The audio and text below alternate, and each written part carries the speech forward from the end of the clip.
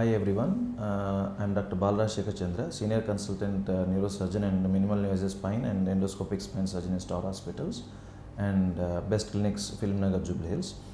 So basically I am specialized in minimal invasive and transforaminal spine surgeries, endoscopic spine surgeries.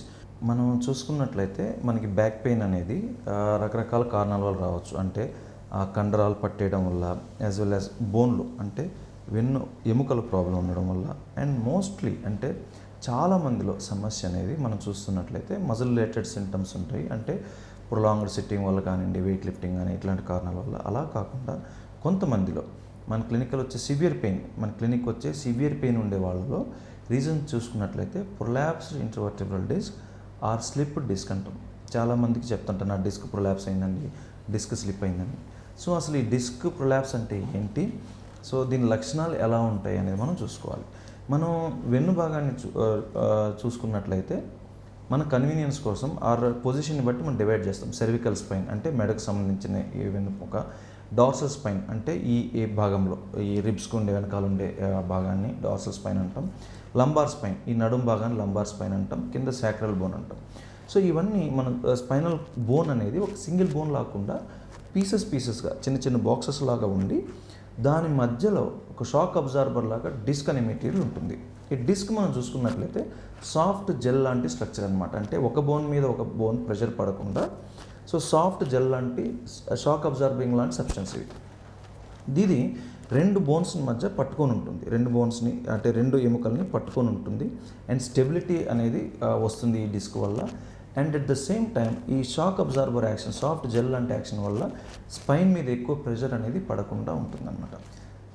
So ఈ disc అనేది ఎందుకు fail అవుతుంది, అసలు ఈ డిస్క్ సంబంధించిన సమస్యలు ఎందుకు వస్తాయంటే మనం వెన్నుపూసను చూసుకున్నట్లయితే సో ఇది ఒక స్ట్రక్చర్ లాగా బోన్ స్ట్రక్చర్స్ ఉంటుంది. మనం ఇందాక చెప్పుకున్నట్లుగా చిన్న చిన్న బోన్స్, స్టాక్స్ ఆఫ్ బోన్స్ లాగా ఉంటాయి.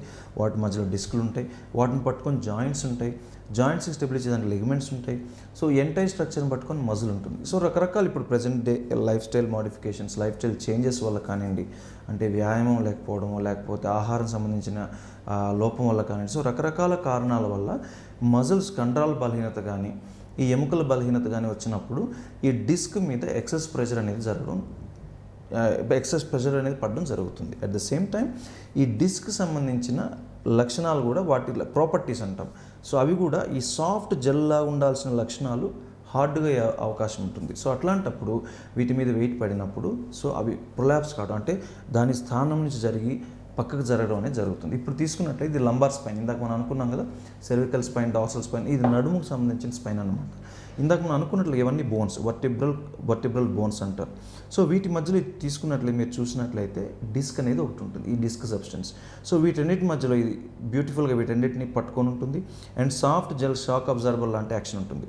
సో వీటి వెనకాల భాగం నుంచి మనం చూసుకున్నట్లయితే సో నరం అనేది, వెన్ను పూస, స్పైనల్ కార్డ్ అనేది ఉండి దాని నుంచి రకరకాల లెవెల్స్లో, వేరియస్ లెవెల్స్లో నుంచి నరాలు అనేది వచ్చి కాళ్ళలోకి సప్లై చేయడం జరుగుతుంది. అంటే L1 L2 నుంచి వచ్చే నరాలు తొడ భాగం వరకు, దాని కింద వరకు అట్లా. సో రకరకాల లెవెల్స్ నుంచి వచ్చిన నరాలు వేరియస్ లెవెల్స్కి అనేది పోవడం జరుగుతుంది. సో ఈ ప్రొలాప్స్ ఇంటర్వర్టెబ్రల్ డిస్క్ అనేది అంటే ఈ జాయింట్స్ ఇక్కడ మనం చూసుకున్నట్లయితే ఇంటర్వర్టెబ్రల్ జాయింట్స్ అంటాం. రెండు ఎముకల మధ్యలో జాయింట్ ఉంది.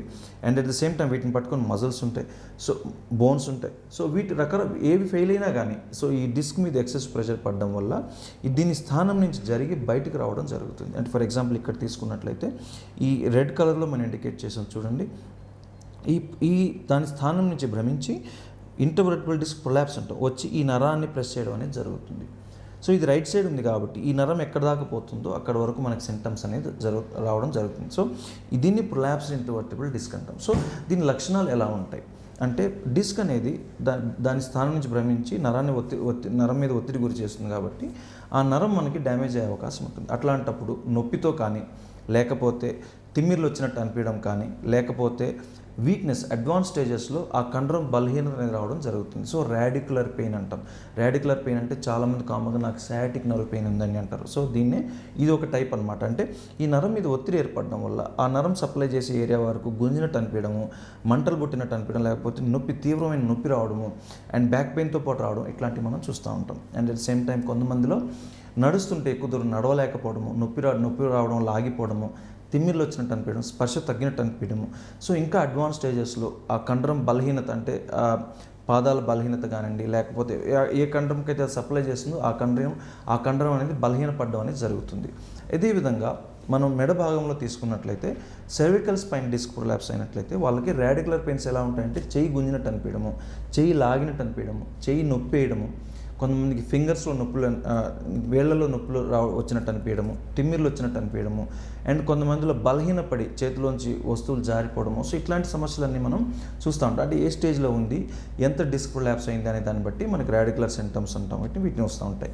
కొంతమందిలో సెంట్రల్ డిస్క్ ప్రొలాప్స్ ఇట్లా సైడ్ కాకుండా మధ్య భాగంలో వెన్నుపూసని ప్రెస్ చేసినట్లయితే నడకకు సంబంధించిన సమస్యలు రావడం, ఎస్పెషల్లీ సెర్వికల్ స్పైన్లో అంటే మెడకు సంబంధించిన స్పైన్ ఒత్తిడికి గురైతే నడక కాళ్ళు గట్టిపడిపోయినట్టు మొద్దులు బారిపోవడము, నడవడం ఇబ్బంది రావడం. సో ఇట్లాంటివి కూడా మనం చూడడం జరుగుతుంది అన్నమాట. సో ఈ సమస్య అనేది ఎంత తీవ్రంగా ఉంది, ఏ లెవెల్లో ఉంది, ఎక్కడ ఉంది అంటే సెంటర్లో ఉందా, రైట్ సైడ్ ఉందా, లెఫ్ట్ సైడ్ ఉందా, సో నరం మీద ఎంత ఒత్తిడి గురి చేస్తుంది అనే దాన్ని బట్టి మనకి సింటమ్స్ అనేవి డిపెండ్ అయి ఉంటాయి.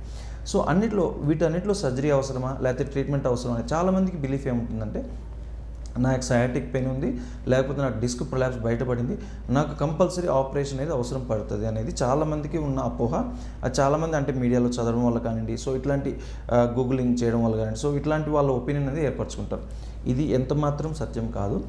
డిస్క్ ప్రొలాప్స్ వచ్చినంత మాత్రాన ఆపరేషన్ అవసరం పడదు. చాలామందికి ఇనిషియల్ స్టేజెస్లోనే సో ఆ డిస్క్ సంబంధించిన యానలస్ టియర్స్ అంటాం, ఇట్లాంటివి ఉండడం వల్ల కెమికల్ ఇన్ఫ్లమేషన్ లేకపోతే నరం మీద మైల్డ్ ప్రెషర్ వల్ల ఈ సింటమ్స్ అనేది రావడం జరుగుతుంది.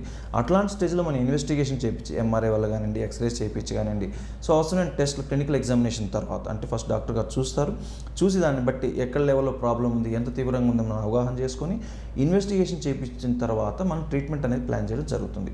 చాలామందిలో 75 to 85% మందిలో వితౌట్ ఎనీ ఇంటర్వెన్షన్ సింపుల్ కొద్ది రోజులు మెడికేషన్ యూజ్ చేసి లైఫ్ స్టైల్ మోడిఫికేషన్స్ వ్యాయామం చేస్తూ ఉంటే చాలామందిలో పెయిన్ రిలీఫ్ అనేది రావడం జరుగుతుంది. అలా కాకుండా వచ్చినప్పుడే చాలా తీవ్రంగా రావడము, లేకపోతే ఇది ప్రోగ్రెస్ కావడం, ఇంకా ముందుకెళ్తూ ఉంది, సమస్యలు వస్తున్నాయి, నొప్పి తగ్గట్లేదు, అన్ని మార్గాలు మనం మందులతో కానివ్వండి, వ్యాయామాలతో కానీ, ఎక్సర్సైజెస్ ఫిజియోథెరపీ చేసినా కానీ తగ్గట్లేదు అనుకున్నప్పుడు మనం సర్జికల్స్ ఆప్షన్స్ అనేవి ఎక్స్ప్లోర్ చేయడం జరుగుతుంది. అది చాలా కొద్ది మందిలో మాత్రమే అవసరం పడుతుంది. దీనివల్ల ఈ అవగాహన లోపం వల్ల చాలామంది ఏం చేస్తారంటే ఇనిషియల్ స్టేజెస్లో డాక్టర్ దగ్గరికి వెళ్లకుండా and life style modification, exercise ఇలాంటివి చేయకుండా అది ఆ రోగాన్ని మొదలుపెట్టుకోవడం అనేది జరుగుతుంది. అలా కాకుండా ఇనిషియల్ స్టేజెస్లో మనం కన్సల్ట్ అయినట్లయితే మనం దాన్ని బట్టి ట్రీట్మెంట్ అనేది ప్లాన్ చేసుకోవచ్చు. వీడియో చూసినందుకు ధన్యవాదములు. ఈ వీడియో మీకు నచ్చినట్లయితే లైక్ బటన్ క్లిక్ చేయండి. మరిన్ని వీడియోలు పొందాలంటే దయచేసి సబ్స్క్రైబ్ చేయండి. మీ సూచనలు, సలహాలు తప్పక తెలియచేయండి.